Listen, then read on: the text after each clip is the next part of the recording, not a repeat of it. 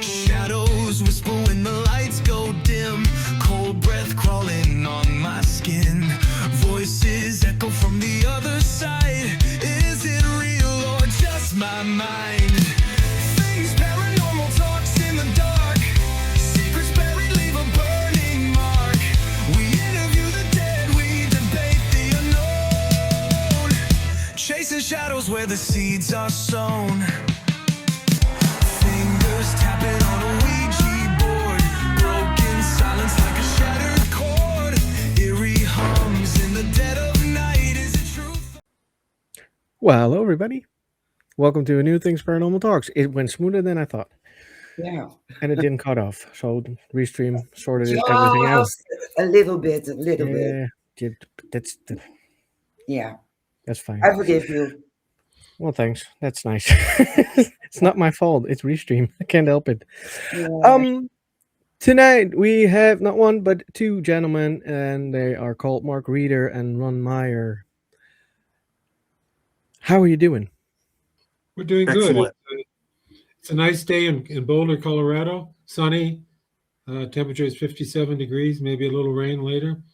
Perfect. In paradise here. That's good. Better than cold. All right. Could you guys, in turn, introduce yourselves? What do we know you from? So I'll try that. So in 2013, I was hired to produce. This was the times of, DVDs. You make a lot of money doing DVD series and so on. It was a grand old time for independent producers, and we were hired by this company that had unique access to all the outlets where you could sell DVDs, and they wanted me to do a series of series, and one of them was to do one on Bigfoot, the Bigfoot phenomenon, which was just becoming kind of well known. And I kind of reluctantly decided to do that because my daughter wanted to do it, and it became Chasing Bigfoot, huge hit, and I think it's like 6 parts. And I interviewed a lot of people who had Bigfoot experiences. And their stories were mostly ones of visual sightings of one kind or another. And I could tell that they weren't lying, but I just couldn't accept the idea that they were actually spotting some sort of hominoid, whether a kind of a human sort of thing or a primate. But yet the experiences were real to them. And then at one point, one of the people I interviewed said, I think he used the word interdimensional, and that kind of is a catch-all for it's science, but we don't know exactly what it means. And so I thought I'd like to pursue that and see where that goes. But at the same time, I had been working with Mark. We had done some science fiction books together, and he had worked for me doing educational videos. That was one of the other things I did. And I talked him into doing Aliens 2035, which is kind of the story of how we imagine a kind of race of Bigfoots interacting with humans. Would you say, Mark? Absolutely, yeah. And we were just kind of winging it. I think they were kind of friendly with people, but mysterious. They reproduce not sexually, but there's a term when you do it. I can't remember it now. When you don't do it sexually, you just create another version of yourself by some process. It's got a name. And we had them interacting with another kind of alien entity. And without revealing the ending, it was quite a large book, did quite well. And that was Mark's introduction to Bigfoot. And it was not unlike, kind of a number of people told stories of Bigfoot when I was interviewing them, that they could sense them, that they were there in families, and that they had a kind of similar structure to, that we have, our family structure with parents, adults, and children, but with special capabilities of, being able to move in and out of existence and so on. So that was kind of the beginning of my serious investigation into the nature of Bigfoot. You want to play off of that, Mark, in any way? Yeah, Ron and I kind of go back a long ways before that. We met in a martial art called Aikido, where Ron was one of the biggest guys in the room and everybody else was afraid of him. And I thought, well, what the heck? I might as well just see what he's got. And we ended up beating each other up quite a bit and then became fast friends. Later on, Ron, as Ron mentioned, he hired me for his video production company doing educational videos. And in that time, he encouraged me to pursue my passion, which was writing science fiction and fantasy novels. And he mentored me for a while on that. And one thing led to another. We did documentaries together. And then in 2018, Ron mentioned the book that he and I worked on, which was about Bigfoot. And that kind of brings us pretty much to where Ron and I are now in terms of looking at Bigfoot not as some hominid creature living in the spaces Sure. of in the forests or places like that, but as something much less defined. Mhm. Even the word interdimensional sort of tries to define it in a scientific manner. In some cases, people use what are known as Einstein-Rosen bridges, which are magnetic portals that can transfer information. And when you think about it, everything around us is information. Even ourselves is information, from our cellular intelligence to our DNA. So information can be transferred like that. But that's just a science staying within its own little box, saying, here's how we could possibly explain this. And as Ron and I as Ron pursued his investigations of it and he brought me in on it, we had a lot of talks in many of the coffee houses around Boulder. And I'm sure that there are places that are still wondering if we're sane. But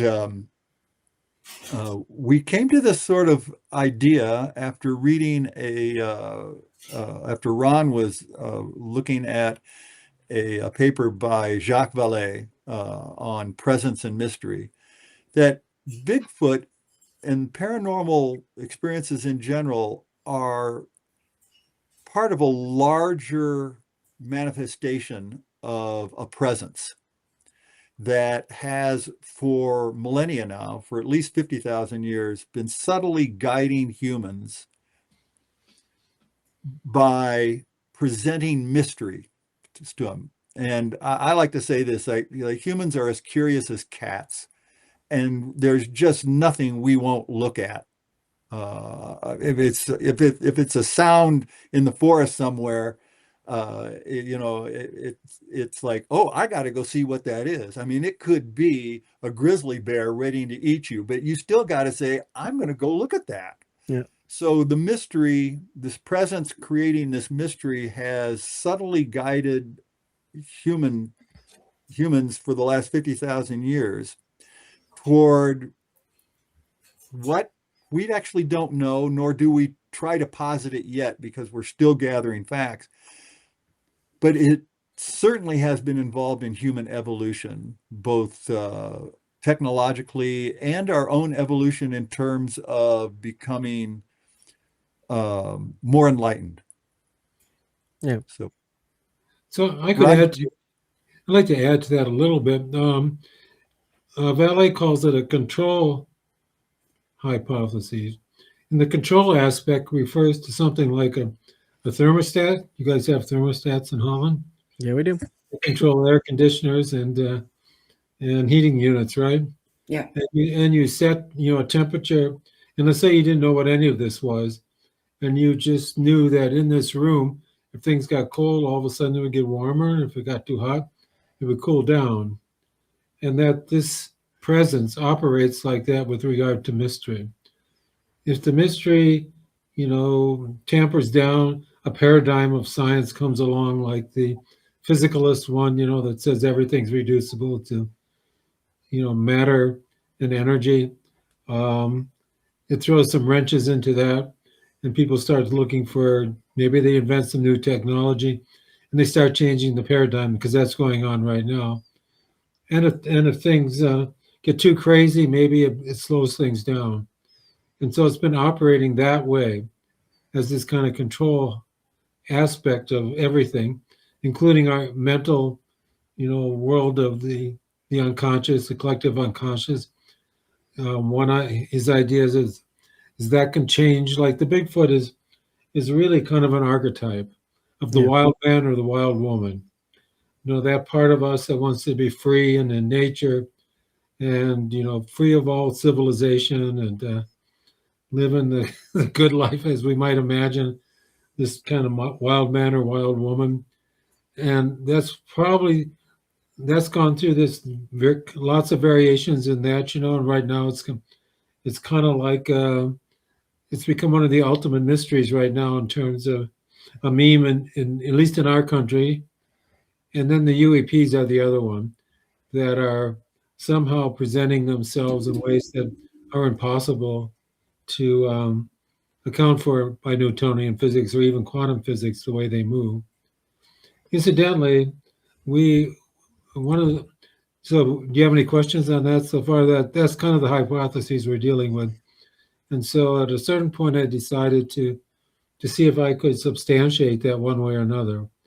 And that led to this protocol that I do. Are you still active in the field? Oh yeah, we had in the last 2 months I did the protocol in March at the Sedona Ascension Conference. It's a lot of really rich white people paying good money. Those are always good. You probably have a few of those in your country too, I guess. Oh yeah, we do. Yeah. Oh yeah, we do. Too many, you can have them. Well, there was a couple there from Norway and from Holland that came all the way just to hear me, not to hear me. But at the last month, the headliner for their big event in the evening, which they call the Skywatch, Chris Bledsoe. I don't know if you ever heard of him. He's Sounds familiar. Yeah. raises his hands in UAPs, and he brings them in. And so Yeah. I was contacted as a replacement for him. And I had done the protocol twice before, relatively small, and I thought, here's an opportunity to do it with a larger group, see if it scales. Ron, why don't you explain what the CE6 protocol is? Okay, so what it is it starts out with a simple mindfulness vipassana meditation. Are you familiar with those terms? Yeah. Mindfulness means you isolate some aspect of your experience. I mean, the typical one would be sound. I mean, you can focus on sound, right? Or you could do body sensations. Yeah. And the interesting thing is that, you don't say, you say, I have an itch. You don't say, I am the itch, right? So this gets interesting, in mindfulness, when you start talking about self-talk, there you identify with it. But in any case, so that's the mindfulness aspect of Vipassana, is the kind of Buddhist meditation where you realize that everything's always changing. And it's pretty easy when you have body sensations, they come and go. Every pain you've ever had is gone, right? Mhm. From the time you were a child to now. Maybe you have one now. But so I do that mindfulness Vipassana meditation, and then we do this chant, which is based on the 5 vowels that form the basis of all language, and they're A, E, I, O, U. And that the record of those goes back to at least Egypt. It's been carried through. There's a famous place called Monroe Institute where people go to the non-physical realm, and they use the chant by a guy who picked it up from one of those shamans in Peru. And so I got it from my enlightenment teacher. And we do that 5 or 6 times. And then we communicate, the people communicate what occurred for them. They don't argue or debate, they just say what occurred. It's pretty simple. And then we repeat it multiple times. And I've done this now 4 times. It started last summer at a place we call Church Creek. And it was all about Bigfoot. And every way that Bigfoot could possibly show up, from proto-speech,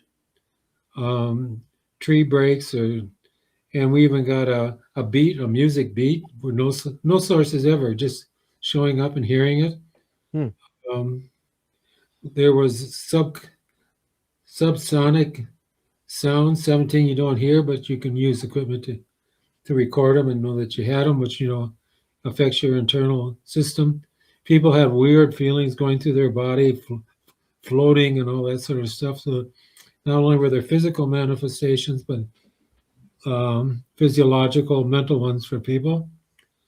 And so there's part of the control theory is that the archetypes that we have in the subconscious can be modified, and they probably can be modified not only at the individual level, because what the wild man means for you is probably a little different than it means for me, and so on.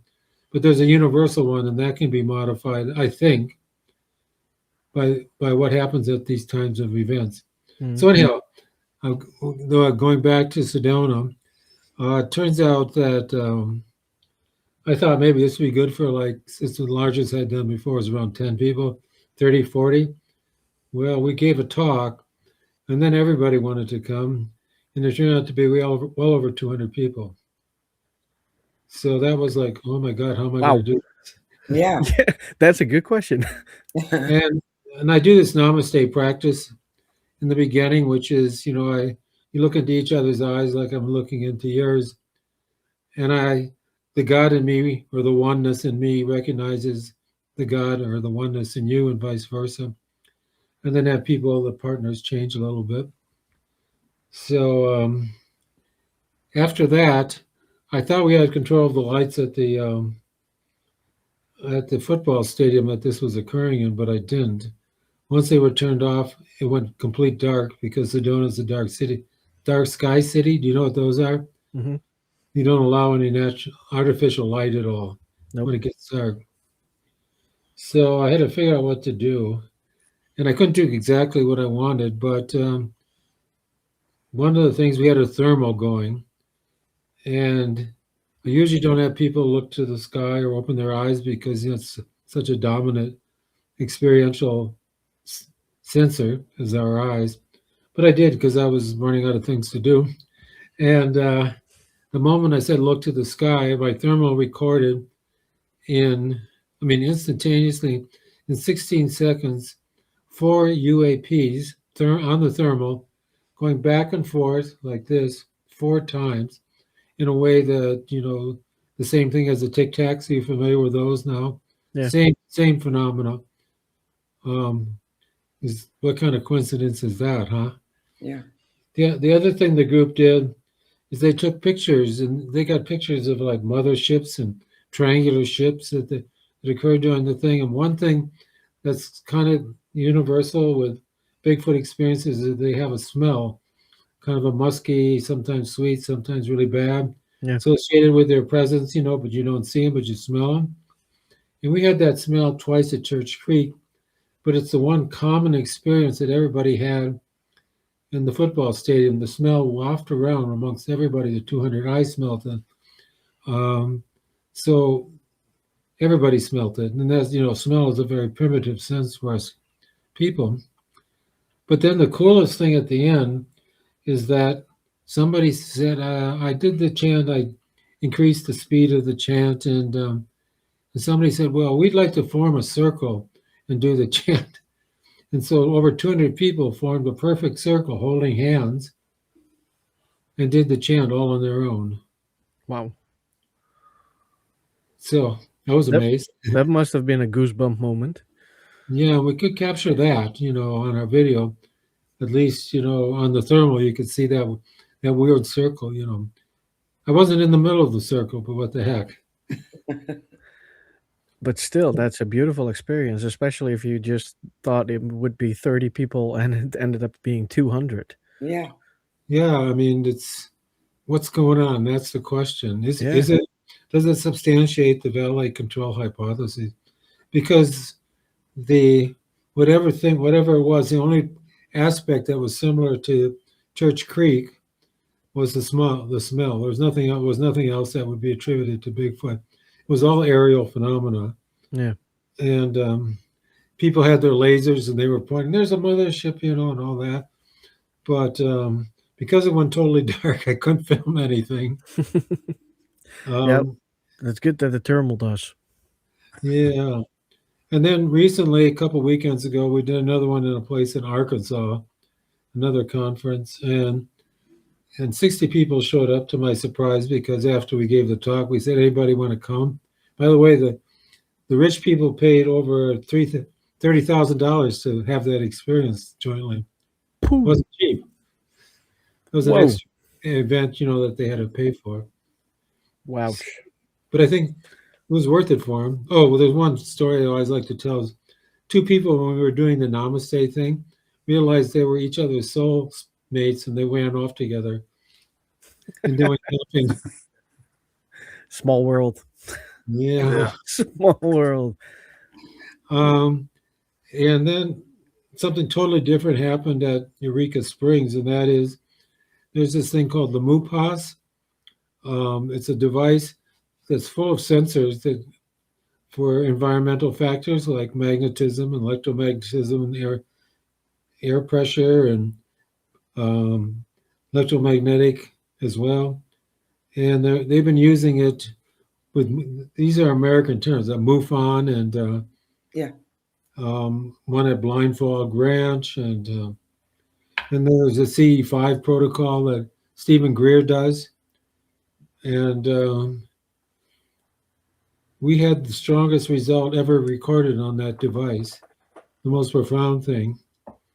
There were four physical variables. The first one, you know what a gyroscope is, right?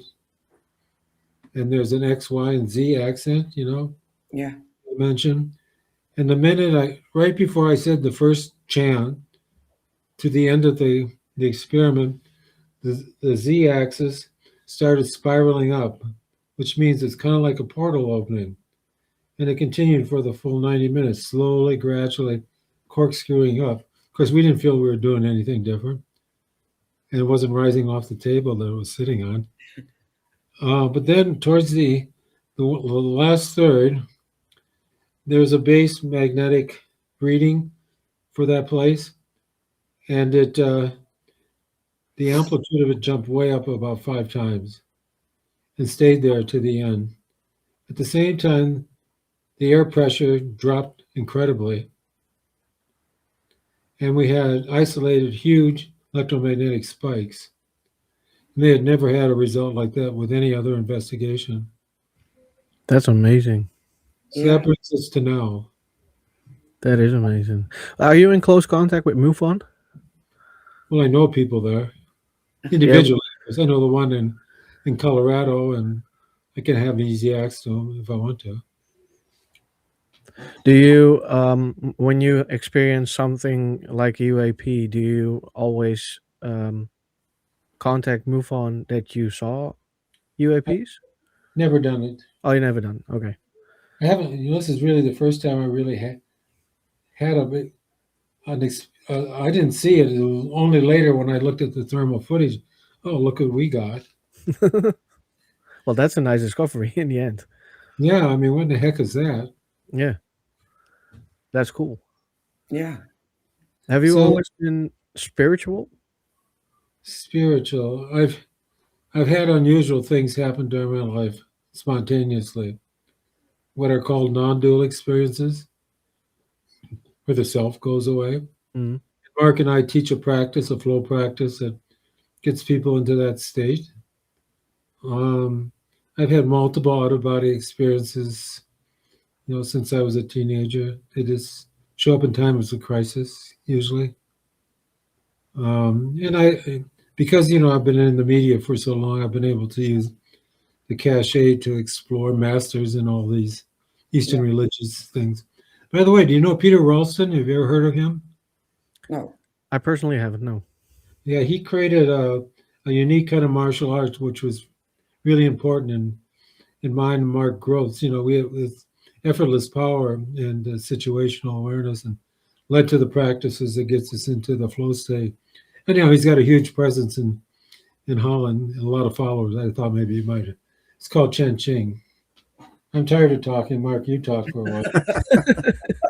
Well, in answer to your question about spiritual, I'm a Sufi, and Sufism has been around probably since Zoroaster. And the interesting part of Sufism, or the part of Sufism that really attracts me, is its openness to all experiences. So it doesn't eliminate a religion or a practice because it doesn't fall directly in line with Sufi beliefs. It opens up and says, what is common among all beliefs? What does this belief bring into my experience to make me a better person? And I, working with Ron on this particular project, on all of his paranormal projects, has really opened that channel of listening to people instead of already having an answer for them. Which is what a lot of people do. It's comforting to say, "Oh, I already know the answer," you know, and it's actually very uncomfortable to admit, you know, I don't have the answer. But if we say, I have a question, then the answer might be there. Yeah, And so exactly. Sufis say, I have a question. And when Ron and I started working on this, as I said before, I was very skeptical. And now when Ron and I talk about these things, I'm always asking questions. I'm saying, well, I have a question about this, Ron. How would an interdimensional being work?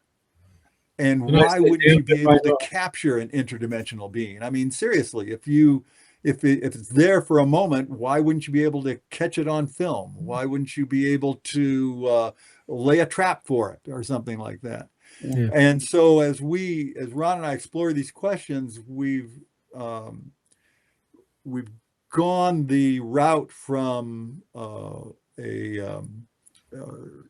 Bigfoot being a hominid creature to an interdimensional creature to a presence. And the presence, coming back to Vallee's control system hypothesis, the presence makes a lot of sense when we think about the paranormal. Yeah. Not that everybody's paranormal experience is a good one. Not that everybody says, oh my gosh, it's like Christmas. No, people have unbelievably frightening experiences. And I can only imagine what that's like for them. I've never had one like that myself. But if the control system hypothesis is about creating a mystery that gives individuals experiences that they can use in many different ways. I think a really good example of this is Stephen Jobs and Apple. He has these experiences and he comes up with iPod, iPhone, iPad. And now he is not an engineer. He's not a computer genius. So, but he has the wit to be able to find the people who are. And he presents to them these ideas and says, how can we do this? He doesn't say, this is how we're going to do it. He says, how can we do this? Yep. And they work together. The synergy in that kind of question answer experience that is very creative. And so for me, being a Sufi, the control system hypothesis, the presence, is creating a synergy with me when it happens to me, that I'm not supposed to just sit there and go, well, la-di-da. I'm actually supposed to be part of it. And I add my curiosity to it to try to find an answer. Yeah. Interesting. I don't know if you know this, but Jobs took the typical trip to the East, to sit with gurus, which he did do. Yeah. And he learned how to open up. And my enlightenment teacher went to work for him and designed the original interface for the what was it called? The box, Mark, that the Mac. The iPod box? No, earlier. Oh, the iMac. The iMac. Huh? The iMac, right? Yeah, the early version of the box Yeah. in a That's cube. the iMac, yeah. And he had, and my enlightenment teacher said that Steve told him that he had a download of what the iPhone would be. Cool. Maybe he watched the monolith on the moon, during the movie, and we came from there, but I don't know. So I think I've seen it somewhere. I think I did. the movie 2001. Yeah, I think I saw it. I saw it somewhere. That was back in the day when I watched TV. I don't watch TV anymore. So it was the first time that rockets moved without, like there was a acceleration behind them, making a lot of noise. They moved silently through space. Yeah. And the opening image is a bunch of monkeys jumping up and down in front of what could be interpreted as a screen, a cell phone screen. Yeah, I can remember something like that. Yes, And I think that was funny to me. But now you know what it is. It's Exactly. It's us at the beginning being monkeys, and now we're looking at that darn screen. Yeah. So that's a long history of mystery leading to, something that allows us to sit here right now and talk to each other. Exactly. Yeah. Yeah. It's the most amazing invention to humankind, to me, that is. Yeah. Because otherwise it wouldn't have been possible for me to talk to somebody in America, for instance, or Australia or whatever country, because I don't have the money to travel over there. It's very interesting. I mean, we're talking, 1950. Let's just use that as the initial point where television becomes ubiquitous. I mean, it was invented back in 1928, and then there were other additions to it by 1947. But by 1950, it becomes ubiquitous. So we're talking 75 years, 76 years. We have gone from a civilization which basically communicated through mail and telephone to a civilization which now communicates at light speed across the planet. And that doesn't happen because we're lucky. There may be some luck involved in some technologies, but it happens, in my opinion, it happens because we want to do that. And maybe, and if we go back to Jacques Vallée's and the control system hypothesis, if that presence wants us to do that, and it's been guiding us for 50,000 years, there's a little more information behind that we can get to later, but it's been guiding us for 50,000 years along this path, technologically and spiritually, along this path to get to this point. What's next? Why bring us to this point? And this point to me is extremely important. And Ron and I have had many conversations about this.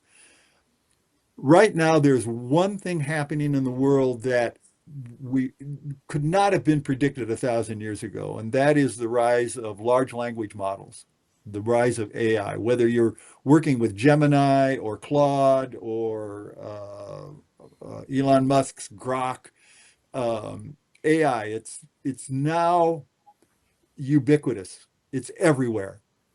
It's in your phone. Yep. I mean, it wasn't in phones 20 years ago, but it certainly is in every iPhone produced today. They call it Apple Intelligence.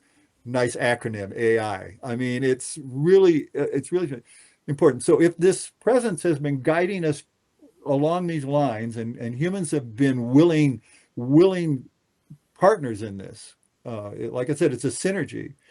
What is the next step with these LLMs? Because they mimic human speech very well. And Ron, you should take it from here because you're much more apt at this than I am.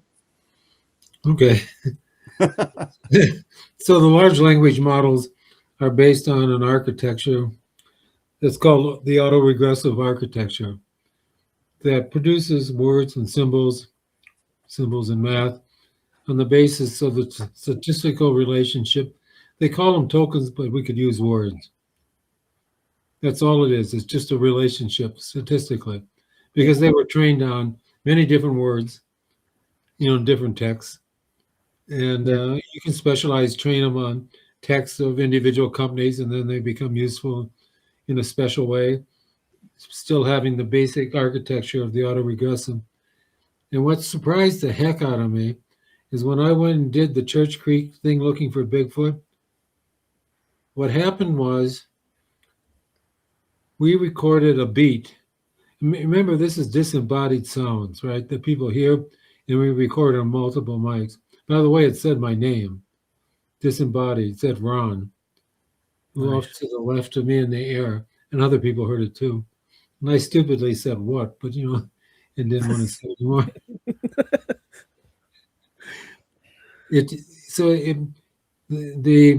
The other form of autoregressive, something or other you would know is music. You know music. You're playing the piano, and the note that follows next, there aren't a lot of choices. If you hit a wrong note, it would sound like shit. Sure. So it's really generating the next note, right, by note by note. So that's the same autoregressive architecture that LLMs are based on. And we actually recorded a rhythmic beat, that I asked AI to carry it further. And it was a beat that went bump, bump, bump, bump, like that. I mean, it was a real beat. It wasn't arbitrary. It wasn't like, tree snaps or wood knocks. It was a beat. So it was pointing us and pointing me, particularly upon reflection, to the origin of language, because it's speculated to learn this autoregressive nature that all language follows. It probably started as music, and you got as beating the drum or other things you could do to create rhythmic sounds, and that would bring the group together. Because in order to get language, you need a group. No individual can create language. Without language, none of this would be possible. You agree, right? Yeah. We'd still be monkeys in the savannah, wherever it was, Yeah. So, and then, not only that, but then we recorded proto-speech, which is this kind of weird thing. Yeah, wish I could play some for you, which is it's in the movie. Do you know who Ron Moorhead is? Heard about him, yeah. Yeah, he recorded a lot of weird. They call them the Sierra Sounds. It's identified as proto-speech, and it's kind of high pitched, but it doesn't have but it's autoregressive. And then the final thing we recorded in that vein was that between the last and second AIU chant, it did the AIU chant back to us that we recorded, whatever it was, the presence, the Bigfoot. And so what it's saying in a big picture way for me is that pay attention to the language and the origin of language, because you got another one coming along right now, which could be the end point of the whole thing that started with, language for us humans. Yeah. And there's now speculation that this autoregressive architecture, the large language model, that you, me, Mark, and Mary have one running too right now. It rests on us, on our brain in some way, perhaps, that allows us to communicate with each other. And if you start paying attention, you'll notice, especially with regard to your own internal thoughts, like, where did that come from? And if all of a sudden I said, oh, telescopes are nice, you'd say, what happened to him? Like that doesn't fit in, right? No. As I'm talking. It doesn't. But you'll notice that if you pay attention to your own internal thoughts, weird crap comes up, or images. Yeah. And that's the autoregressive, the LLM, yours generating what's next. And I don't know, a lot of times, like, why the heck is it doing that? And a lot of times it makes a lot of sense. If somebody's talking about fishing, I may all of a sudden get an an image of when I was a kid fishing on from our cottage dock, and it connects, it's not, me going to the bank and collecting money or something. No, So exactly. it has a logic to it. It has that autoregressive, and it solves the problem of memory, because it was nobody could think of how memory would be stored in the brain, at least on the basis of the von Neumann architecture, where you store it on a hard drive, and then you got to go fetch it when you need it. And that'd be way too slow for us, because the brain doesn't work that fast. No. And nobody's ever found a memory in the brain anyhow. And there are a lot of experience that they cut away most of the brain, people can still remember. And so it's a reasonable hypothesis to think that we're running an LLM too, so we can talk to each other. Yeah, exactly. And it explains how children learn language. They don't. The only way they can learn it is to hear it. You can't teach them. Nope. They just hear it, and it's the idea is that somehow or another, the autoregressive architecture is given to us when we're born in some way, or maybe even before we are born. And then if you're around people talking, because everybody knows you can take any kid and put them in any language group anywhere, and they'll learn that language. It's not, conditioned by, what was going on, with their parents or where they were. If you move them around, they'll be able to learn the language. Yeah, they are.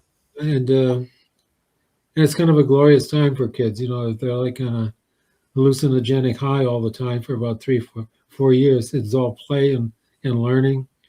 Yeah. And then when they get language, then they get a little more organized and not so much fun anymore.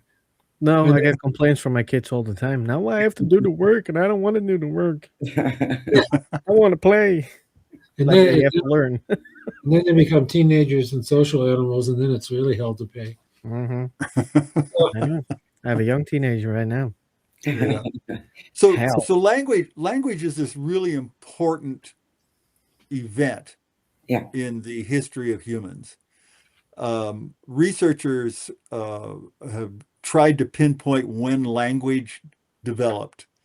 And there's no real way to say, because there's no fossil record to look at, for one thing, about that points to words being said. However, most researchers believe that humans developed language somewhere between 100,000 years ago and 50,000 years ago. And there is a fossil record of the mouth and the throat, which would point to this. Apes, for example, can't say certain vowel sounds. They can't say certain words because the pharynx, which is right above the larynx, and the mouth are different sizes. But in humans, the mouth and the pharynx are about the same size, which interestingly enough allows us to make vowel sounds, which goes back to the proto-speech that Ron was talking about, the A-E-I-O-U sound. At the same time, our auditory complex began to develop, and we developed the three small inner bones of the ear, and those allowed us to recognize different sounds, but mostly consonants. So you put those two together, and that fossil record shows that those developed somewhere from about 500,000 years ago to the 50,000 years ago. So researchers think, somewhere around 50,000 years ago, humans developed language. But language allowed us to do several things. If we go back to Ron's idea about drumming, let's go there first. So in the book, we create a character called Dave, and this is before language is developed, and he leads a mammoth hunt, and they bring they manage to kill a mammoth, and they bring it back to the clan, and they have to tell the story. Well, they tell it with drumming. And because drumming is extremely effective in its percussiveness, you can make things very soft. You can make them very loud. You can make them energetic. You can make them very slow. So you can tell this story through drumming. But drumming, as Ron mentioned, is autoregressive. So you might start off very slow, but then it gets very rapid as you're in the chase for the mammoth, and then the actual kill. Maybe you have to defend the mammoth from saber-toothed tigers or smilodons, whichever one you want to use. So there's a way of communication, but it's not language. Let me add one more thing, and that is the group can all drum together. And that's probably just as important. Right. And so that's really important because the group coming together understands what the drumming means. Language is like that. Language, though, does better than just drumming, because language allows us to use symbols that can be passed down from generation to generation. So the ability to say to somebody, well, here's how you make a flint spearhead, and you can actually show them and tell them how you're doing it, can get passed down from father to son, mother to daughter, however, or mother to son. My mom actually taught me how to use a chainsaw. So I mean, that was when I was 13 years old. Wow. My dad was too busy being a doctor, so my mom had to teach me how to use a chainsaw. At any rate, this lore gets handed down generation to generation to generation. Technology gets handed down. Now, these two things go hand in hand: language, technology. It isn't, you really can't have an advancement in technology without language. It's true that a chimp can take a stick from a tree, put it down an ant hole, eat the ants. Not unlike our Pleistocene ancestors who were omnivorous and would eat ants too. The difference is that our Pleistocene ancestors had a language that said, you know, we can take and make an axe head that can dig into the earth and dig up the ants. And he can pass that knowledge on to the next generation who can the group has to know the language. You can't create a language without the group. No, exactly. And so that's important. So without I say bottle, you probably all recognize bottle, right? Or not? Yeah. So never saw it before. Actually, I'm toasting Mary, because I think she's such a nice person. I am nice. So at any rate, to get back to this idea, Ron's correct. I mean, without a group, you can't form a language. Without a group, you can't actually create incredible technology, especially in the 21st century. Nobody could build a cell phone by themselves. Nope. The technology is just too complicated, too sophisticated to do so. Same thing. So technology and language, they go together. And the control system hypothesis, Jacques Vallée's idea, this presence, I can see this presence working in a synergistic way with humans to create a better technology, to make things easier to survive, instead of just being an animals that are out foraging, like carrion eaters. We can actually go out and hunt our own food. So but it also, let me just interrupt you here, because the next thing that really happens is you start telling stories before there's any writing. So I could say, I got this by ordering it on Amazon. Mm-hmm. And you can toast everybody with buying it. So I have to, the storytelling aspect is really important, because that, in order to tell the story, you have to share a lot of words within the group. Yeah. And so you're building that stronger group structure. Mm-hmm. Right, Mark? So, absolutely. We go through this in the latest book, The High Strangeness of Bigfoot, about how technology and language all build on one another. But it is because of a group. And this is one of the things, it isn't as though there aren't groups in the animal kingdom. Obviously, whales live together in pods, lions in prides. There's a murder of crows, yes. That get together, all this sort of thing. But we're the only species, as Ron said, that tells stories. And those stories convey knowledge. Yeah. And that knowledge gets passed down and worked on and improved. So to the point where in the 21st century, hey, everybody except for maybe groups in the Amazon that have never seen civilization before knows what a cell phone is or what a smartphone is. Exactly. And I actually, while we're talking here, I could call you if you gave me your phone number. I could call you. We could talk this way instead of the way we're talking now. Yeah. So there's an important lesson to be learned here, I think, for everybody. And that is that this presence isn't working with humans to dominate. The presence is working with humans to open us up to everybody. This is the Sufi way of life. The Sufi way of life is being open to all spiritual ideas. Yeah. And so from my point of view, this presence is opening us up to be open to everybody. You come to me with a story, I don't sit there and go, oh my God, he's telling another story. I actually listen. I listen to that story going, wow, that is a fantastic story. And I can see how it would impress you as a child. Yeah.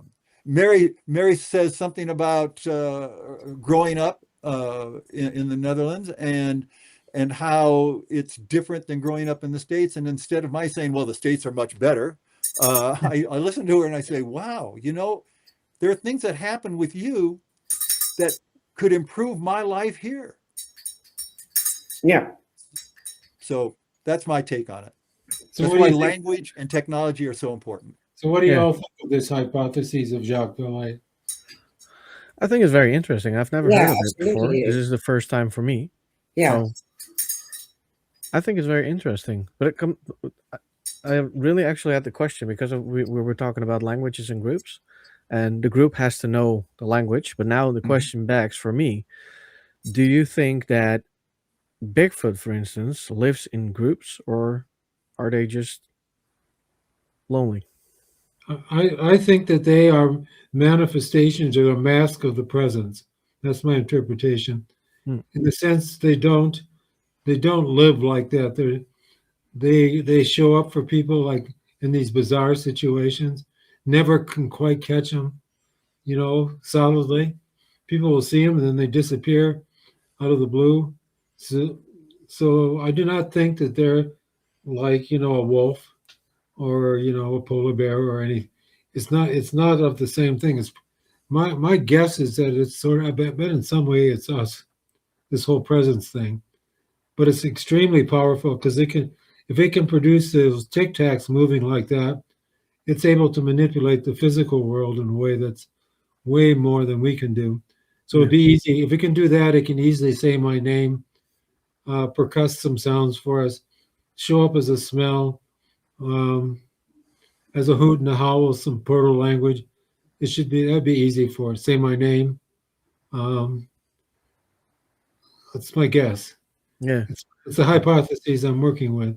So, and I do have sensitives, you know, on my investigation, and they do sense something, an energy that they would call Bigfoot, and that it would suggest multiple, you know, 3, 4 animals, some young, some old.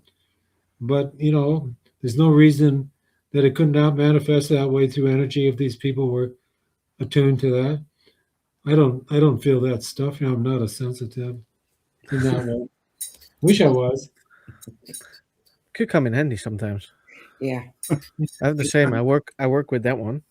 He is very sensitive. I just You're go. sensitive, or is he just talking about it? No, I'm very sensitive since childhood. And I always thought it was a curse. And Oh no! now it's handy. It is handy now. But as a child growing up in an environment who didn't believe in the paranormal and spiritual world, it can be a curse because I knew things before they happened. And yeah, my mom always said she has big ears, so she hears everything. But after my grandma passed away, she was cremated, and I wasn't around. I was with some relatives, and after 2 weeks, we sat at a bonfire, and I told my mom, "You threw grandma in the fire," and that was the beginning of the belief of spiritual behavior and the spiritual world and the paranormal for my mom, at least. Cool. So, Yeah, That is cool.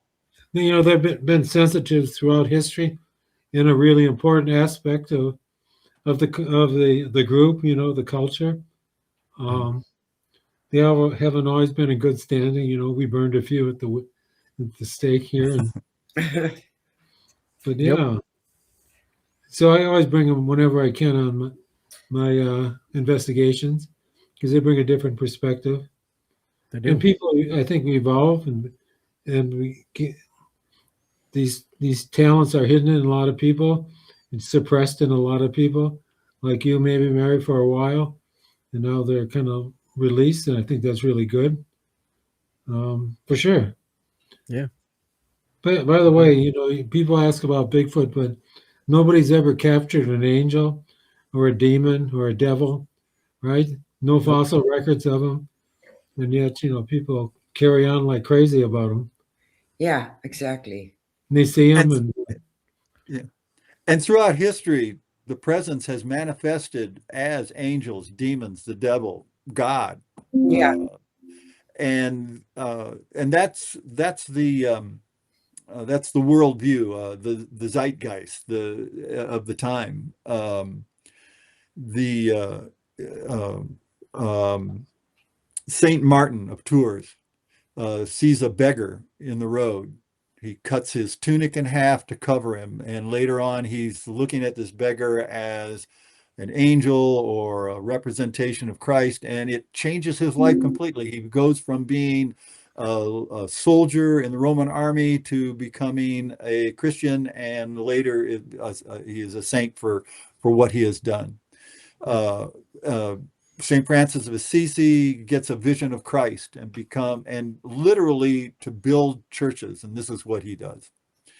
Here in the United States, Joseph Smith, who started the Mormon religion, had a visit from an angel, which gave him the golden tablets of the Mormon religion. So, so throughout history, the worldview is or the milieu of the times.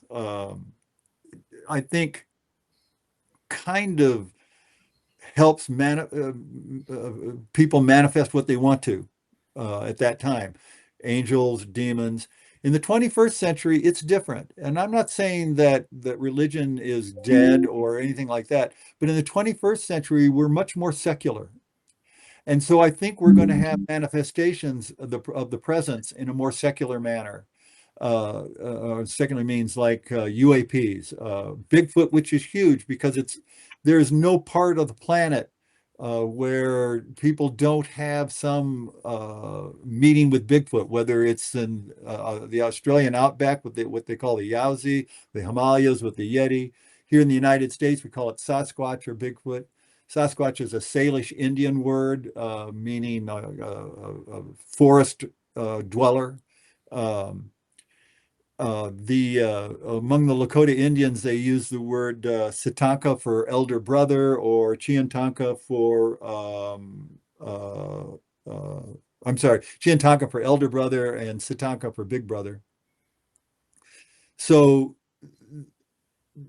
in the 21st century, we're going to be looking at these things through a secular lens. We're going to say, well, I don't see an angel. Oh, I wouldn't see an angel because that isn't the way my Sufism goes.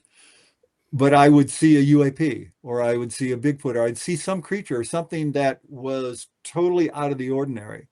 On the other hand, a nun from there's a priory down the road in Boulder, and a nun there might actually see an angel. Maybe she doesn't have as much, she hasn't traveled the world as much as I have, and so she would see it that way. But in the 21st century, I think it's much more secular. And that's why the presence can manifest itself to that person or even to a group of people in a particular way. Yeah. And then it says, okay, my job here is done, and it vanishes. Not unlike the Cheshire Cat in Lewis Carroll's Alice in Wonderland. Question, Mark, because you mentioned to us backstage that you do not do paranormal investigations. That's Ron's thing. Mhm. Has it never, ever popped up in your mind like maybe it's a good idea to come with Ron once? Or is it just not? Yes. It's curious that you mentioned that, because I've actually always thought I'm better not being part of his investigations, because I can bring a different point of view to the books we write. But Ron just recently invited me to go on one of his expeditions here at the end of May, and I have agreed to go on it. So we'll see. If we have another conversation next year, you might find me a totally different person. My hair might be purple, and we'll, something strange.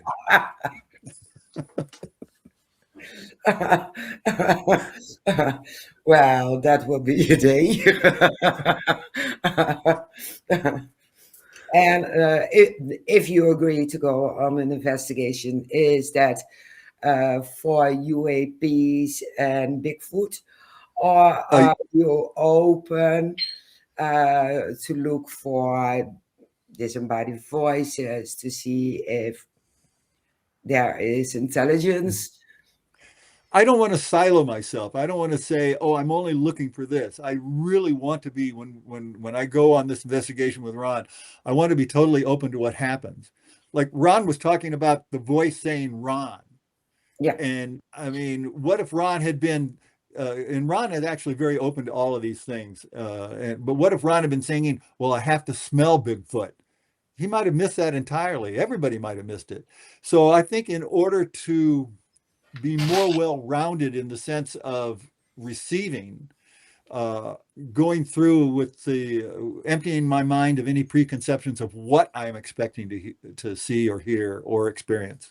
Yeah. So what we're going to do, because I have this kind of scientific background, it seems to make sense to go back to the site where we first heard the Bigfoot chatter, the drumming, and we have an occasion to do that on the end of May, as he mentioned, and repeat the experiment as best we could and see if there's repetition, something new shows up, just more another data point. And at least a few of the people that were there in the original time we did it, it's called Church Creek, and see what happens.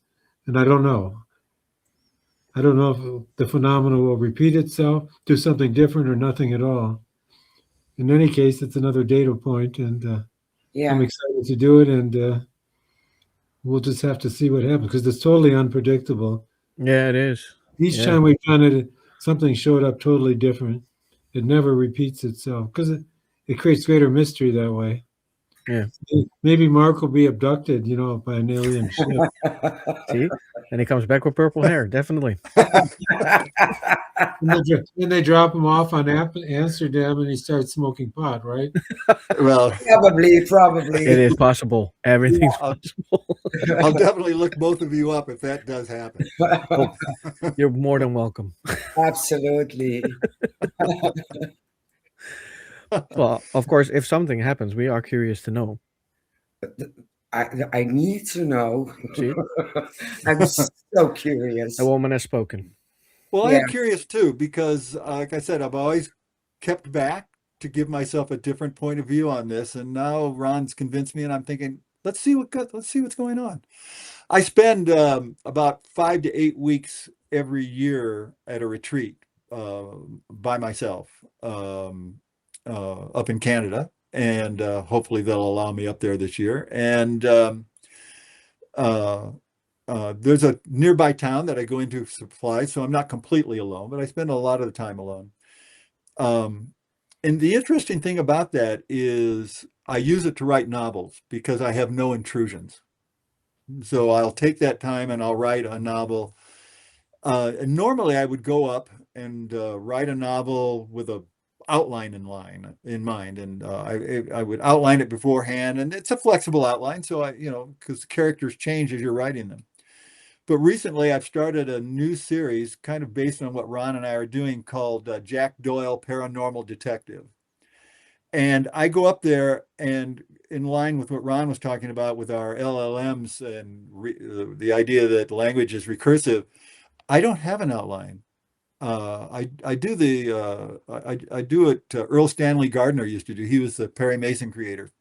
He would just start writing, and I just start writing, and the story just seems to be in that recursive manner. The words just go, and I write until I can't write anymore that day, and generally it's somewhere around 2,000 or 3,000 words, and then I start the next day. And it's, to me, being a person who has been very structured for most of my life until Ron got me into the Bigfoot stuff, even with my Sufi background, I like structure. This being unstructured has been in many ways more productive than being structured. So I can understand how the presence can take something that is structured, a paradigm, and say, we're going to change things up here. You're no longer going to make your flint tools in this way. You're going to make a Clovis head, which is stronger and better. And the next thing you know, everything changes technologically for hunter-gatherers. They're more effective. Yeah. So I find that for myself, I'm actually more effective being unstructured, and I really want to see where it's going. And so when Ron and I go up into the Colorado woods here at the end of May, I'm really looking forward to seeing what happens. Yeah. I think it might add something to your book as well in the end. Yeah. Mm-hmm. Yeah, if you guys want to fly out, you're welcome to come. I wish I could. If I only could. You can take me on screen. There you go. Probably could. Yeah. couldn't you? By the way, this is the best connection I've ever had with anybody in Europe. Not the You should have- people, I mean, you're okay, but the technical side is wonderful. No, you should have seen me last week. That sucked balls. Yeah. I was in Germany. You do not want to use the internet there. Oh, wow. In That is so England, it's bad. really sucky. Doing a Zoom, and I've done them in the UK a few times, and they're barely passable. Yeah. We've We've had that a lot. still have A lot of delays. Yeah. Really good. We had one bad connection because there was a storm and a lot of lightning, and we were doing an interview with Scotland, of all places, and we had a bad connection. But for the rest, even with Japan, we had a very strong connection. Yeah, we had. Yeah. Yeah. Yeah, and the bad connection was in Scotland because she had to sit in the kitchen to get internet. So Yeah. Well, I say. I actually have a house like that myself. Where I'm sitting right now, I have a really good internet connection, but if I go out on my front porch, which is only 30 feet away, it vanishes. yeah, Okay. I used to have that problem, but nowadays I have strong internet because Yeah. I'm in the attic, and usually Mhm. everything stops, and I'm gonna be like, it's always a standstill and a funny face. So, but nowadays it works perfectly. I don't know Yeah. what they did to it, but it works. I'm Yeah. fine. Don't touch it. Exactly. They screw over my internet. I have one more question for Ron because, of course, I did my homework a little bit. It was mentioned that you did a very popular program that it's pretty popular here in the Netherlands, and it's called Becoming Evil. Yeah. You've written that program, right? I produced it, yeah. Yeah. To produce it. Have you Serial- ever had a case that you produced that you were like, this could be a paranormal case instead of just a very bad person? Well, there's a lot of. Are you familiar with the paranormal terminology in some way? Yeah. I did. Yeah. So there's certainly a lot of residual paranormal activity related to both the victims, location-wise, and the perps, the serial killers, for sure.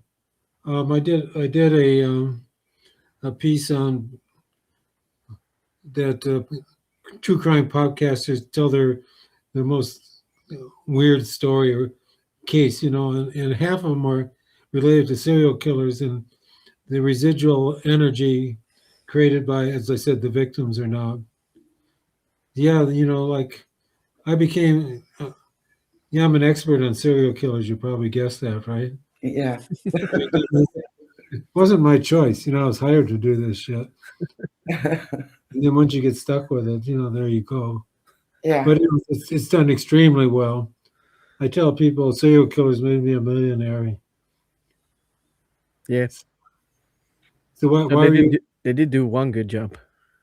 Yeah, they got me some money and I can talk to you now. Exactly. Well, that's two. That's two good jobs. But in terms of,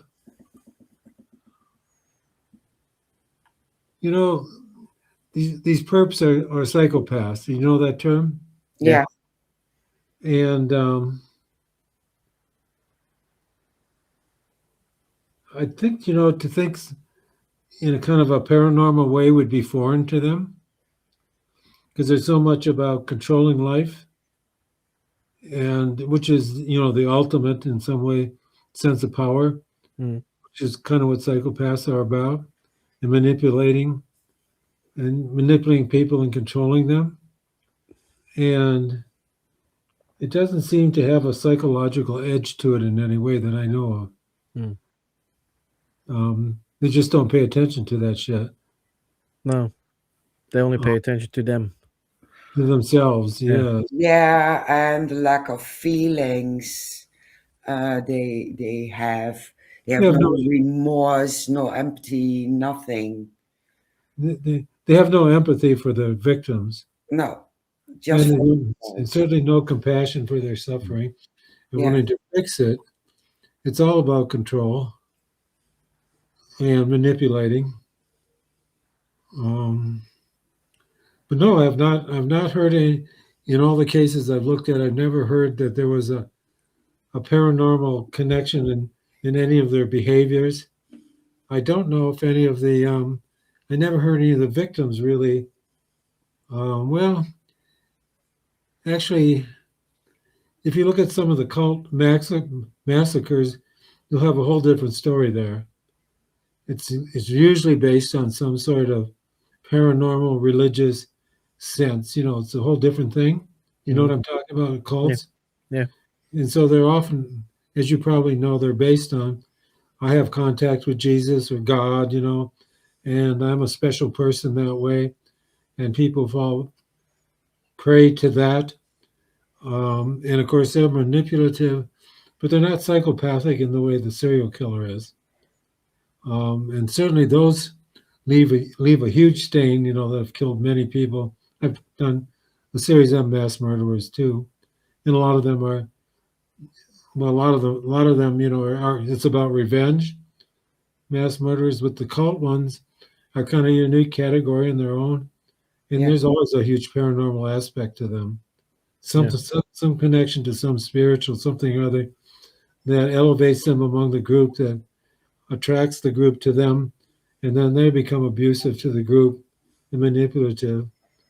Does that help? Yeah. It's keep these Definitely separate does. in some way. Yeah. Sometimes if I look at some cases, I think, how the heck can be someone that messed up in that? But yeah. So there's in doing a lot of psychological stuff. I think everything's on a scale. Mhm. All four of us have a little bit of, the serial killer in us, and Yeah. because it's been conserved in terms of evolution, because it becomes useful. It certainly was useful when you had to go kill somebody in your neighbor tribe, to help defeat them. Yeah. And do it without any sense of remorse. The Japanese did that during World War II to the Chinese, and some got a real good taste for it, Mhm. killing and raping the women, and then they couldn't stop. Um, One of the more interesting cases of a serial killer was a mob hitman, and he got a taste for the killing and control, and did some on his own just because he liked it. And if any kind of person can become a serial killer. You can be black, Indian, old, young. We got grandma serial killers, lesbian serial killers. There's no demarcation of any kind. Can be rich, brought up in a good home, poor, brought up in a poor home. Doesn't matter. No, It just shows up in I don't know why. no, it's something. Yeah, But it's it's all something inside the human. Yeah.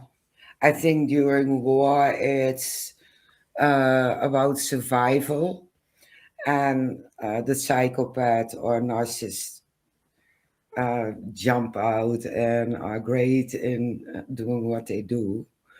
But just for the fun, I can't imagine it. No, me neither. There's an interesting psychological study done on soldiers trained in the U.S. military Yeah. between World War II and Vietnam. So in World War II, the historians studied soldiers that were in the field, and there came to a conclusion that only about 10% of the soldiers actually ever fired their gun purposefully to kill someone. That doesn't mean that they weren't firing and they may have hit somebody, but that they were really purposefully trying to shoot somebody. By Vietnam, the training of soldiers changed and it was up to 50%. So you can train somebody to kill without remorse, Yeah. whether in wartime. And we did a show on snipers for Center Communications with Ron. And in Vietnam, there was a whole company of snipers trained by this one particular individual. And none of them ever felt that they did something wrong because they had been trained that they were doing, and this is making it very simplistic, but maybe it's easy for people to understand. They were like doing God's work. or And so they had a reason for doing it. I would say it would be, my understanding is that they were doing it for their fellow soldiers. Yeah. And Yeah. for their fellow soldiers might be Yeah. a better way of saying it. So people can be trained to kill, but that doesn't make them psychopaths. No, There's something No. else that's happening there I in I addition. I think they are a bit manipulated, brainwashed, hypnotized, and some of the soldiers get coke or whatever substance they allow them to take to become good at what they do. Here in the Netherlands, during World War One and Two, the government gave them cocaine. So Oh, wow. they had a better condition, they could fight longer, Yep. they were tougher, and it took away a lot of fear. Mhm, mhm. So Yeah. I do think manipulation, Mhm. brainwash, and hypnotizing Mhm. does the trick. Mhm. yeah, Yeah. it So does. in this country, there's something called a SWAT team. Pretty much Yeah, you have the same thing, yeah. and they usually have a sniper. They will have a Mhm. sniper, and that person is really quite different in demeanor. The SWAT team is charging, full of energy, guns blazing. The sniper is totally different. they have to be the most settled, calm person in the group because they're mostly waiting. Yeah. And then if they're going to take a shot, they can't be, jumpy or anything like that. They have to be very calm. And in interviewing some of the snipers, the guy said, well, one of the more heroic guys from the U.S. military in Afghanistan said, it's hard for me to get out of bed. I'd just stay in bed if I had to. He was just so calm, but he was an excellent shot, and you have to, it's a whole different way of being. And it's not probably unlike, the hunter, the primitive hunter who's totally in touch with everything that's going on and hunting their prey, who we kind of idolize in a way. So I see these people that are good at this. They're kind of like that. They get in this altered state in which they're not going to shoot unless it's absolutely necessary, and they can take the shot. And they have to predict what's going to happen. They have to be good at that. Just as if you're shooting an animal, it might bolt, and you have to track it. You can see it might stop when it has to cross a creek or something like that. So you have to be totally one with the whole situation. So and the ones I interviewed, they're like some of the nicest people you'd ever want to meet, in a way, because they've made peace with what they do. Yeah. That was just my personal experience, and I think that following that hunter motif, that we idolize, is the one who's one with nature, and that's why a lot of hunters hunt, is because they become one with nature, and the prey and the self dissolves. And I think that's what happens with these snipers these days. They're not, if they got any gung ho on them, they're out. They're not doing it because they're a danger to everybody. They are, yeah. Agreed. Yeah. I'm kind of out of questions. How are you, Mary? My eyes caught Mystery of Bradshaw Ranch. Oh,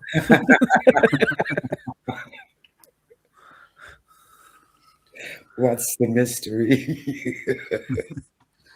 well, a lot of shit goes down there. UAPs, I think animal mutilation. No animal mutilation. No animal mutilation. Oh, that. Dinosaur footprints, but not animal mutilation. Okay. Orbs, strange creatures, well-known. I'll just call it a portal. That's active and not active. I interacted with an alien being there with my laser. He was sitting in a chair, and I poked its foot with my laser, and it kicked it. Looked at it. It's just a really strange high energy thing. My son-in-law saw Bigfoot out the window. Yeah, you should go there sometime. It's owned by our government. The U.S. government. Didn't know that. Now I'm curious. If you go on a paranormal investigation and you have encounters, all the hairs on your arm, on your whole body stands up. Is it the same if you have those encounters with those energies from a Bigfoot kind of creature, UAP or whatever? You're talking about me personally or the people I've been with? People I've been with have had many more different experiences. Like I said, I'm kind of immune to a lot of this stuff. Because usually I'm filming, and that's a different mentality. Yeah. I have to be kind of thinking, what can I get next? What's happening? Can I get it? After we did the thing at Sedona, it's right next to Bradshaw Ranch, where we did the football stadium thing. So we took 17 people there that night. And they just had their own experiences. Everybody had stuff going on. They all had a chance to kind of stand in where the portal was. It wasn't all that strong. It kind of tipped people over, and there was a downward pressure on everybody, and but it's made people sick before if you stand in it. Um, so yeah, everybody has their own experiences there. Like I said, my big one was interacting with that thing, sitting in the chair. That was really cool. Yeah. That I can imagine that. Yeah. Bradshaw Ranch is in this really unique area of Arizona. It's northern Arizona, up toward the Grand Canyon, and the area is it's desert Southwest, and strange things about the deserts. In every desert of the world, there are strange things that happen. It seems like deserts collect anomalies. They collect different kinds of energies. But the energy at Bradshaw has been documented for thousands of years. The original inhabitants, which are known as the Snahua Indians, documented through petroglyphs, images of Bigfoot, images of ETs, of aliens. So this area in particular has a long, rich history of strange happenings. And Bradshaw Ranch, when Ron went down there, had originally, it had been in the 40s and 50s. It was a movie set for American Westerns. John Wayne was in them. Elvis Presley did a Western there I think in the 60s. Yeah. And so it sort of had a benign kind of feeling to it, but underneath that, something was really cooking. And as the movie set moved out in the 70s, it became kind of a dude ranch sort of thing. Strange things started to be reported by the owners. And they not only started reporting them, they actually started investigating them. And this is where Ron comes in, because a series of synchronicity events sort of led him to going to Bradshaw. And Ron, you should take it from here, because this is your bailiwick. Oh, I don't know if I have to tell the whole story, but there was some very sophisticated instrumentation that had been left behind, now growing a few cobwebs. I mean, weird shit stuff powered by batteries and solar devices and everything. So something was going on there. The government said it was investigating environmental conditions on native plants, which is really absurd because there were hardly any, because it was heavily grazed, by the cattle and horses. And it was pretty tightly held for a while. And then it was just kind of abandoned. And the way you get in, you have to crawl underneath the fence. And once you're in there, a lot of graffiti. There's like three objects there's the windmill, the adobe house, which is the original place where the settlers built, because adobe things were nice, but it handled the heat, temperature regulation. And then the big main house, which was a movie set and had lots of rooms and tremendous amount of great graffiti throughout the thing. So many people just come and go there. Yeah. Not many come at night because it's too spooky for them. Heard that before. But if you ever get a chance, let me know and I'll tell you how to get there. That would be cool. Yeah. Yeah, it's worth it. Everybody has some experience when they go there. Yeah. There are a number of places like this throughout the world that they seem to gather energy. In a couple other places in the United States are Mount Shasta in California, Harney Peak in South Dakota, which is in the Black Hills of South Dakota, Ayers Rock in Australia. There seem to be these places that gather energy. There are individuals who think that there are something called ley lines throughout the earth. I'm a believer in them myself, where energy can be channeled. And if you look here in Boulder, Colorado, for example, there's a lot of iron ore along with quartz in the area. which is, I mean, you just might as well create a huge battery here. I mean, as far as that's concerned. But you get certain conditions like that around the world, and you get a place that has interesting things happening around it. And as the Sanaho Indians drew in their rock art back 1,000 years ago, they draw these Bigfoot creatures, they draw these alien creatures, spaceships, and they don't have a Jules Verne type of education to create 20,000 Leagues Under the Sea or H.G. Wells, The War of the Worlds, but they're creating figures that we now can look at and say, well, wow, yeah, that's an alien, that's a Bigfoot. How can an unsophisticated culture, and this isn't to say that they aren't a smart culture, an unsophisticated culture by our standards, create things that are recognizable in the 21st century as these technologies? So I think it has to do with the fact that these areas are areas of profound amounts of power. And that power manifests itself in different ways. The presence can come in there, and it can be helping individuals with a technology or with a way of expressing themselves. So I'll be interesting to see as Ron and I investigate more of this, as he investigates more of these, we go to different places, how that energy in these different places compares to Bradshaw Ranch, for example, or Mount Shasta, or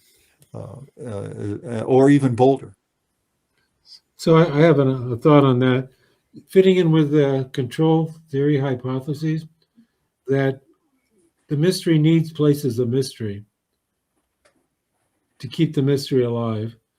You know, like Stonehenge, many temples of every religious persuasion have created places of mystery where you go there, you go on pilgrimage.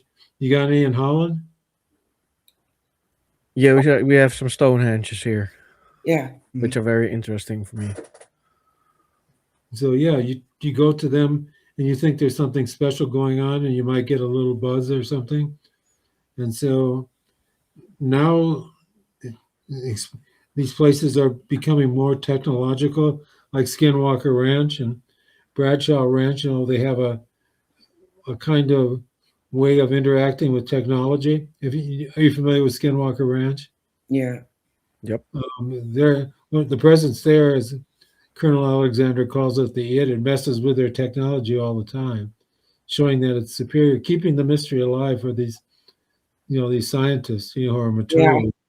Shutting down all material, all computerized. Yeah. It's a mess every single time. Yep. Yeah, we did an investigation on the edge of the property, and we have this device called a REM pod that lights up if something enters the little radio frequency. You know of it? She says, yeah, okay. So when we were there for at least an hour, it never stopped going off the whole hour. Never had anything like that before. So it says, yeah, it kind of confirmed that some weird stuff's going on there. Yeah. And my son-in-law had a time slip where he was interacting and can't remember any of it. And for me, he was just sitting there. Wow. So yeah, it's a powerful place. Another person, people feel a sadness there of the energy, but I think that's all contributing to keeping the mystery going. Oh yeah. And like Mark was said, there are a lot of places like that, and so people go to them. We have one we kind of created in the town of Bailey. It's a prayer tree, like praying, where you go, where the Ute Indians went for medicine, and you touch that tree and you get a vision or something happens. Many people have done it now. And so it's become a sacred site for people to come to. And it kind of goes on that way. We need mystery places. Oh yeah. I think that has a lot to do with our own psyche, because if it changes you there, your worldview with something that shouldn't happen, you can't deny it anymore, and you're changed. Yeah, exactly. There's a place in California, Sequoia National Park, the largest trees in the world. Yeah. People report going to the park, and Ron and I also had this experience, but people report going to the park and they'll hug the trees. Literally, they can feel the heartbeat of the world. Heard about that. Yeah. It is not just like, oh wow, this is really cool, I'm hugging a tree. It's like you can feel something thumping like a heart, and Yeah. it goes through you. So Ron and I, we go and we hug the same tree, and we can't touch each other's fingers or anything, but I could feel Ron through the other side, and he could feel me, and then we could feel this earth movement.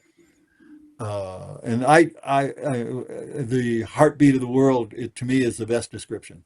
Yeah.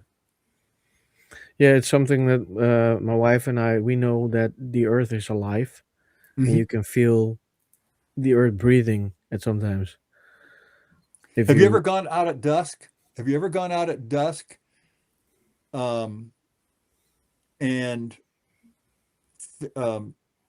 not close your eyes, but semi-close your eyes, and you look at the horizon, and you can see it breathe? Yeah. It's an amazing thing. The It first is. time I did it by accident once. Now I do it all the time, but I did it by accident once, and I didn't tell anybody for years. In fact, actually, this is the first time I ever told anybody.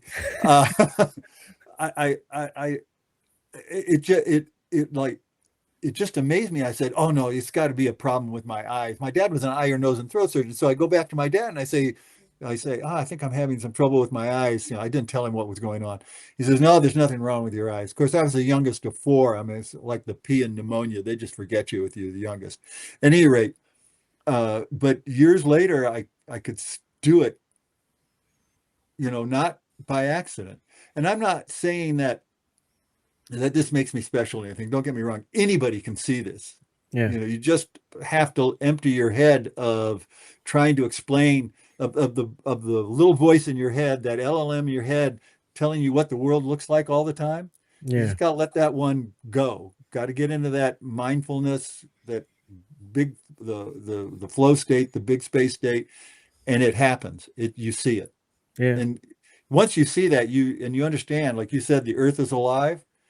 I take walks around here in Boulder. I'm picking up trash all the time because I just can't imagine the earth likes having trash on it.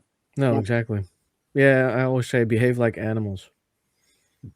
I've never seen an animal throw trash on the floor. Exactly. Yeah. They shit on it. But that's not trash. That's fertilizer. Let me tell you about my dog, though. She likes to get into the wastewater basket and pull out Kleenexes and leave them on the floor. But it's human trash. There had to be something. Yeah, I couldn't help myself.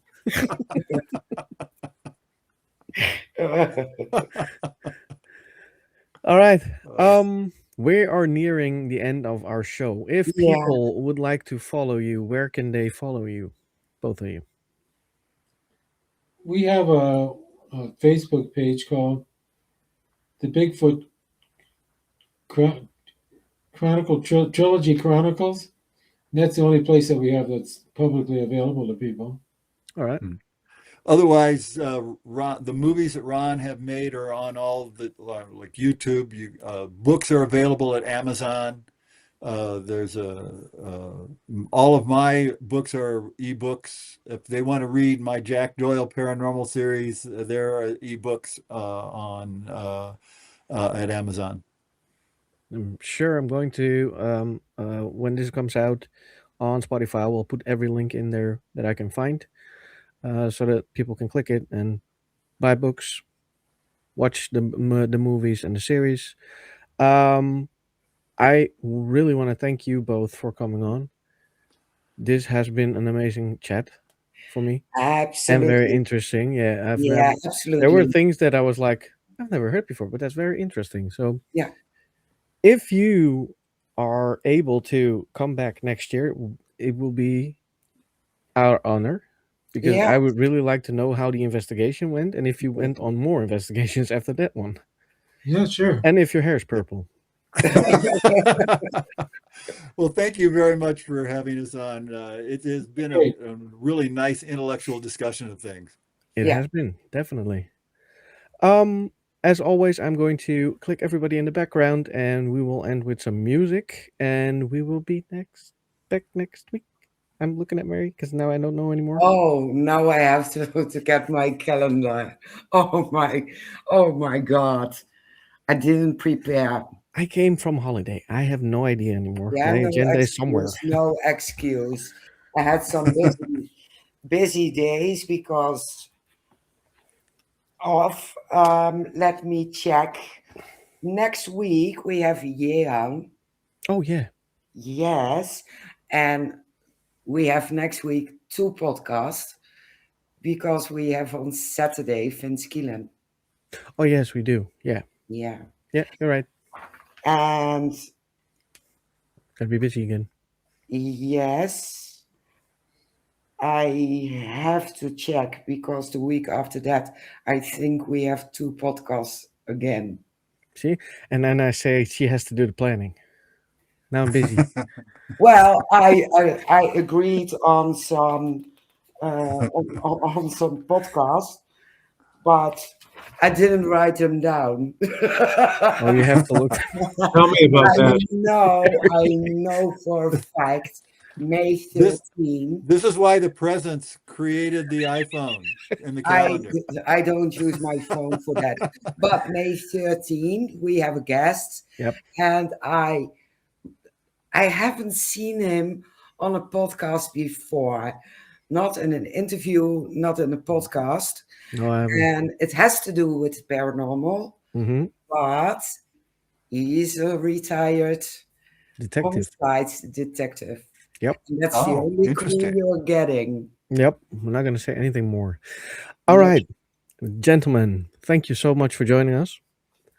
Thank you. Guys, I hope you have a very nice day the rest of the day. Yeah. we'll give it a shot. You too. Oh, It's Yeah, been a hope real you get pleasure. some good sleep tonight. Oh, yes, we will. Oh, no problem. I just drove home today, so I'm going to be tired. Okay. All right. Take care. Thank you so much, guys. Thank Take care. you. Bye, everybody. See you next week. Paranormal talks. Behind closed doors it walks. Do you hear it? Or just the clock?